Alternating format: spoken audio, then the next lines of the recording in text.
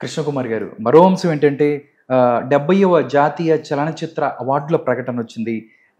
దానికి సంబంధించి మన తెలుగు సినిమా ఏదైతే ఉందో 'కార్తికేయ 2'కి బెస్ట్ ఫిల్మ్ అవార్డు వచ్చింది మేడం. దాంతోపాటు చాలామందికి సౌత్ డామినేషన్ చాలా కనిపించింది మేడం దీంట్లో చూస్తే. మీరు ఎలా చూస్తారు ఈ అంశాన్ని?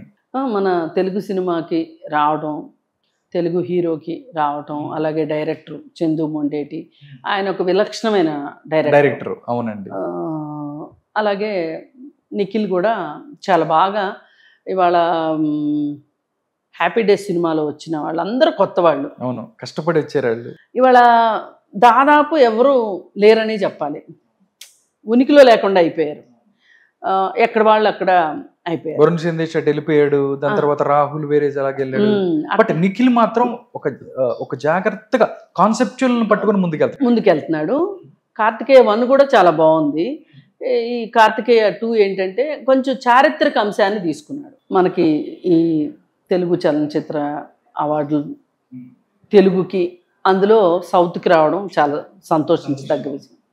అయితే గతంలో కూడా చాలాసార్లు సౌత్కి అవార్డులు వచ్చాయి, కానీ మధ్యలో కొన్ని సంవత్సరాల పాటు బాగా ఉత్తర భారతదేశం డామినేషన్ బాగా చేసింది. అయితే ఇప్పుడు కూడా ఇలా జరగడానికి ఉన్న నేపథ్యం నేను తర్వాత చెప్తాను. ముందు మన వాళ్ళని మనం అభినందించుకుని ఫస్ట్ మనం నిఖిల్ కి కంగ్రాచులేషన్స్ చెప్పుకోవాలి, చందు మొండేటికి చెప్పుకోవాలి, టీం మొత్తం ఎవరుంటే వాళ్ళు, ఆఖరికి లైట్ బాయ్ తో సహా ఎవరైనా సరే. పైగా సినిమాని ఆదరించిన ప్రేక్షకులకు కూడా, మరి మంచి సినిమాని ఆదరించారు కదా వాళ్ళు. కొన్నిసార్లు ఏంటంటే కలెక్షన్స్ వచ్చిన సినిమాలకు అవార్డులు రావు, అవార్డులు వచ్చిన సినిమాలకి కలెక్షన్స్ రావు. కానీ దీనికి మటుకు 2 అవార్డులు ఉన్నాయి. సరే, ఈ విధంగా చూసుకుంటే మనం కొంచెం మన భుజాన్ని మనం తట్టుకుని పర్లేదు, మేము ఒకప్పుడు మా తాతల నేతులు తాగారు, మా మూతులు వాసన చూడండి అనే పని లేకోకుండా ఇప్పటికే అది కొనసాగుతుందంటే మనకు సంతోషం.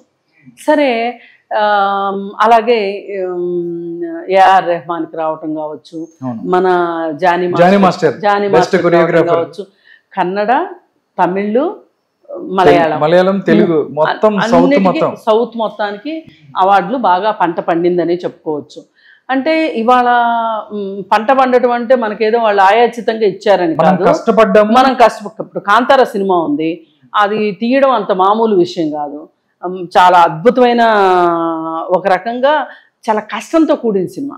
కానీ ఆ యాక్టింగ్ మేడం, రిషబ్ శెట్టి అసలు అంటే చూసినట్టు దాంట్లో మూలాలు చూసినట్టయితే మన ఏదైతే మన సాంప్రదాయాలు, ఇప్పుడు మన లోకల్ అంటే ఒక రకంగా ఈసారి అవార్డులకి కొంచెం చరిత్రకు బాగా పెద్దపీట వేసినట్టుంది. ఇప్పుడు పొనియన్ సెల్వం ఉంది, అది ఎప్పుడు చారిత్రాత్మకమైన అంటే చరిత్రకు సంబంధించిన సినిమా. అది మనం బాగా చరిత్ర ఆనవాళ్ళని వెతుక్కుంటూ వెళ్తే మనకి ఏదైతే గొప్ప గొప్ప కథలు ఉన్నాయో ఆ కథలతోటి సినిమాలు తీశారు, వాటికి అవార్డు వచ్చింది, చాలా సంతోషం ఉంది. అయితే ఇంకా కొన్ని మంచి సినిమాలు కూడా ఉన్నాయి మనకి, అవి పోటీలో ముందుకు వెళ్ళలేకపోయినప్పటికీ కూడా మంచి సినిమాలు కూడా ఉన్నాయి. అసలు ఎందుకు ఈవేళ మన సినిమాలు గత 4-5 సంవత్సరాలు లేదంటే ఒక 6-7 సంవత్సరాల క్రితం నుంచి మనకు మంచిగా అవార్డులు రాలా, కానీ ఇప్పుడు రావటానికి, అప్పుడు రాకపోవటానికి ఉన్న కారణం ఏంటి అంటే కేంద్రంలో మారిన రాజకీయ పరిస్థితులు. సౌత్కి పెద్దపీట వేస్తున్నారంటారా? సౌత్ పెద్దపీట వాళ్ళు వేయటం కాదు, పెద్దపీట లాక్కోవాలనుకుంటున్నారు వాళ్ళు. అంటే ఇక్కడ స్థానాన్ని సంపాదించాలి అనుకుంటే, ఎవరైనా సరే ఒక చోట ఆధిపత్యాన్ని సంపాదించాలి అంటే ఆ సంస్కృతిలోకి, ఆ నేటివిటీలోకి వెళ్ళాలి. అందుకే ఒక కళలు వీటన్నిటిలోకి జొరబడాలి. అదే పని ఇప్పుడు కేంద్ర ప్రభుత్వం చేసింది, బీజేపీ ప్రభుత్వం చేసిందని నేను నమ్ముతున్నా. ఆ ఉద్దేశంతోనే వాళ్ళకి మొన్న ఎలక్షన్స్లో కూడా దక్షిణాది రాష్ట్రాల్లో మేము విజయం సాధిస్తాము, ఉత్తరాదిని పోగొట్టుకున్నది దక్షిణాదిలో సంపాదించుకుంటాము అంటే, వాళ్ళకి ఉత్తరాదిన ఆశలు సన్నగిల్లుతున్నప్పుడు దక్షిణాది పైన ఎక్కువ ప్రభావం ఫోకస్ పెట్టి దక్షిణాది రాష్ట్రాల్లో అధికారంలోకి రావాలనుకున్నారు వాళ్ళు. ఇప్పుడు తెలంగాణలో రాలేదు, ఆంధ్రప్రదేశ్లో కూడా ఏంటంటే చంద్రబాబు నాయుడికి అంత బలం ఉన్నప్పటికీ కూడా వాళ్ళకి బలం లేకపోయినా కానీ వాళ్ళు మొత్తానికి ఎట్లో గొట్లా ఆంధ్రప్రదేశ్ ప్రభుత్వంలో ఉండటము, కూటమిలోకి చంద్రబాబు నాయుడిని తెచ్చుకోవటము ఇవన్నీ జరిగినాయి. సరే అది ఎలా అన్నా జరగనివ్వండి, జరిగిపోయింది. కానీ ఇప్పుడు అక్కడ ప్రభుత్వాన్ని బీజేపీ ప్రభుత్వం అయితే అనట్లేదు. కానీ ఎక్కడో ఒక చోట వాళ్ళు పాగా వెయ్యాలని అనుకుంటున్నారు. కర్ణాటకలో వేసిన పాగానే పోయింది, తమిళనాడులో వాళ్ళ పప్పులు ఉడకవు, అలాగే కేరళలో కూడా అంతే, వాళ్ళ వల్ల కాదు. అయినా కానీ వాళ్ళు పట్టు బిగించడానికే వాళ్ళు ఉన్నారు. ఆ ఉద్దేశంతో కూడా, అంటే అలా అని ఎవ్వరు అపార్థం చేసుకోవద్దు. మనకు ప్రతిభ లేకుండా కాదు, ఇంతకుముందు ప్రతిభన్న తొక్కేసేవాళ్ళు వాళ్ళు ఒక రాజకీయ ఉద్దేశంతో.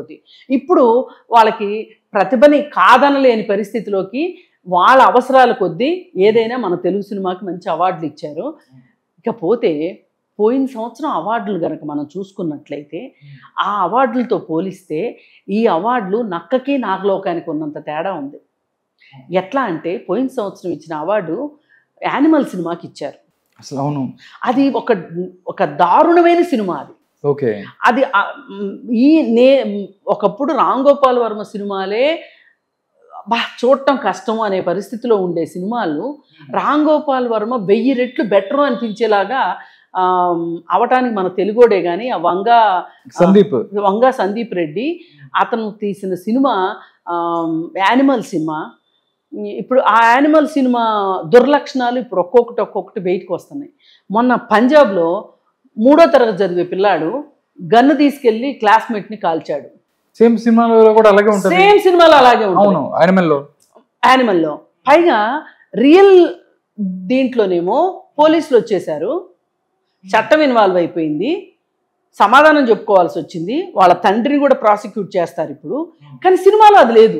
సినిమాలో అలా ఉండదు కదా, హీరోయిజం ఉంటుంది అక్కడ. అట్లా కాదండి, నేను అందుకే రామ్ గోపాల్ వర్మ చాలా బెటర్ అన్నది. రామ్ గోపాల్ వర్మ సినిమాల్లో ఫ్యాక్షనిజం ఉన్నా, టెర్రరిజం ఉన్నా, ఏమున్నా సరే పోలీస్ అనేవాడు ఇంటర్వెన్షన్ ఉంటుంది, పోలీస్ ఇన్వెన్షన్ ఉంటుంది. అంటే ఇంటర్వెన్షన్ ఉంటుంది అంటే చట్టం ఉంది మన దగ్గర, చట్టం ఉంది, జాగ్రత్త చెప్పే ప్రయత్నం చేస్తాడు. యానిమల్ సినిమాలో చట్టమే లేదు. కేవలం ఆ సినిమా నచ్చింది ఏంటి అంటే మేరా భారత్ మహాన్ అంటాడు హీరో ఒక చోట, మేక్ ఇన్ ఇండియా అంటాడు.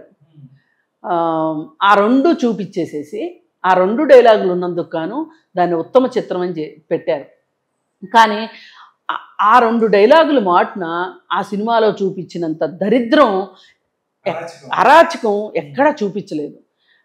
ముస్లిమ్స్ అయితే ఎలా ఉంటారు, హిందువులు అయితే ఎలా ఉంటారు, ముస్లిం లేడీస్ని చూపించే విధానము, ఒక ముస్లిం ఎన్ని పెళ్ళిళ్ళు చేసుకుంటాడు అనేది, ఒక హిందువు ముస్లింగా మారిన తర్వాత ఎంత అరాచకంగా అబ్రార్ ఎలా తయారవుతాడు అంటే వీళ్ళ ఫ్యామిలీ అతను కానీ మతం మారినట్టు క్యారెక్టర్ అది సేమ్ అదే కదా చూపించారు.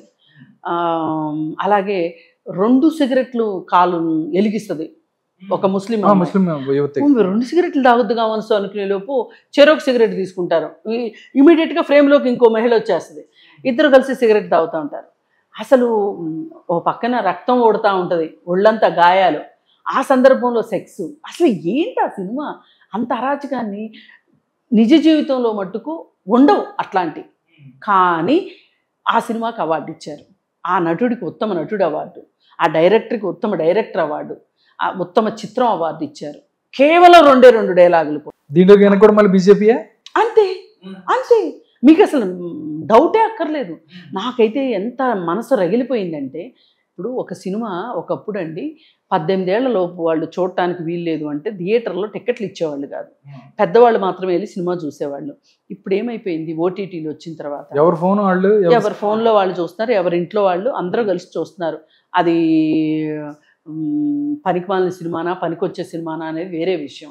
మరి ఈ పరిస్థితుల్లో ఈరోజు ఓటీటీలు వచ్చిన తర్వాత మరింత జాగ్రత్తగా సినిమాలు తీయాల్సిన అవసరం ఉంది. కానీ ఇంకా దిగజారుడుగా సినిమాలు తీస్తున్నారు. ఓటీటీ వచ్చిన తర్వాత వాళ్ళు ఒకళ్ళే చూస్తారు కాబట్టి ఇంకా విచ్చలవిడి తనం ఎక్కువైపోయింది. ఇప్పుడు వెబ్ సిరీస్ వచ్చినాయి, వాటికైతే అసలు సెన్సారే లేదు. ఇప్పుడు మొన్న పంజాబ్లో ఆ పిల్లాడు కాల్చిన, అదే ఉత్తరప్రదేశ్లో ఎక్కడో కాల్చారు కదా, చిన్నపిల్లాడు స్కూల్కి వెళ్ళి కాల్చాడు కదా. అది వినగానే నాకేమనిపించిందంటే, అసలు ఫస్ట్ కేసు పిల్లాడి మీద పెట్టరు, ఎందుకంటే మైనర్ చైల్డ్ కాబట్టి. అసలు ఈ గన్ ఎవరిది? ఈ గన్నా జాగ్రత్తగా ఉంచినందుకు వాళ్ళ తల్లిదండ్రుల మీద కేసు అవుతుంది. అయితే ఇప్పుడు ఇక్కడ చూడండి, మైనర్ చిల్డ్రన్ కనుక స్కూటీనో కారు యాక్సిడెంట్ చేశారనుకోండి, వాళ్ళ మీద కేసు ఉండదు, వాళ్ళ పేరెంట్స్ మీద ఉంటుంది కేసు. అట్లాగే ఇక్కడ కూడా తల్లిదండ్రుల్ని ఎలాగూ చట్టం పట్టుకుంటుంది, గన్ను పిల్లోడికి అందేటట్లు పెట్టారు కాబట్టి. కానీ దీనికి ప్రేరణ ఆ సినిమా కాబట్టి, ఆ సినిమాకి సెన్సార్ ఇచ్చిన వాళ్ళని, ఆ సినిమా డైరెక్షన్ చేసిన వాళ్ళని, దాంట్లో నటించిన వాళ్ళని వాళ్ళ మీద కేసు పెట్టాలనేది నా ఉద్దేశం. ఓకే. ఇప్పుడు ఈ సినిమా ఉంది, మళ్ళీ మన కార్తికేయ దగ్గర, కార్తికేయ సినిమా.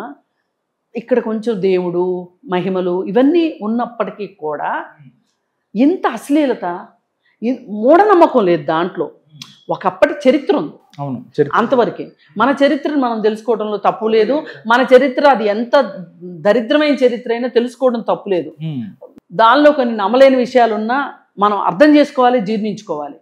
కానీ ఈ సినిమాకి అవార్డు ఇచ్చి కనీసం పోయిన సంవత్సరం చేసిన పాపాన్ని కొంచెం కడుక్కున్నట్టు. ఇప్పుడు ఈ లెక్కన మనకు అర్థమయ్యేది ఏంటి అంటే, ఏ సినిమా అంటే ఆ సినిమాకి అవార్డు ఇస్తే కూడా ప్రజలు ఊరుకోరు అనే ఒక భయం బీజేపీకి వచ్చింది.